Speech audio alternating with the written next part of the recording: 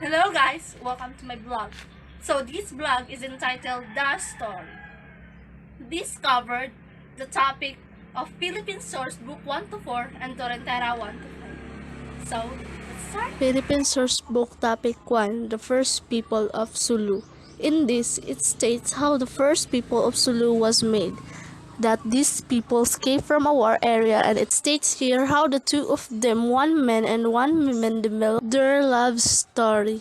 While the topic 2 of Philippine Source Book is entitled A Customs of Tagalog, because this is a story of how people imposed the Tagalog history of the past. Next is Marcelo H. del Pilar, which is under the Philippine Source Book Topic 3. So this is an expression of Marcelo H. del Pilar feelings.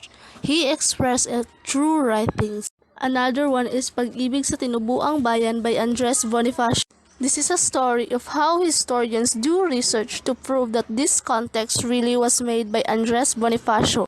And in the end, it was proven that this is really an Andres Bonifacio's work.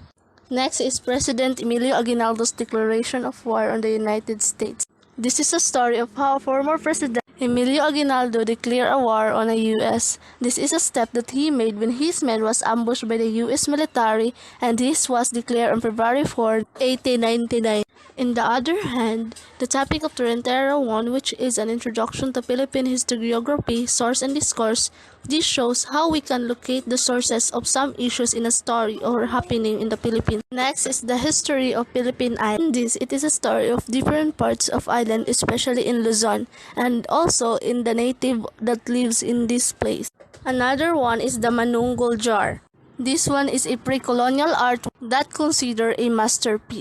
This one was used in the past generation as a grave of their loved ones, and this was composed of veneers, cruel design, and painted with natural iron or hematite. Next one is the Laguna copper plate.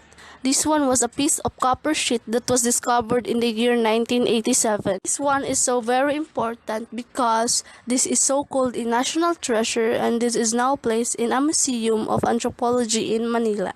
Last one is the duties of Katipunan of the Sons of the People, KKK. This is a story of how the member of a Katipunan fulfilled its duty, that even these cost their lives, they still protect our country. And I am proud to have this group in the past because they did not think of their life, but instead they sacrificed for our good.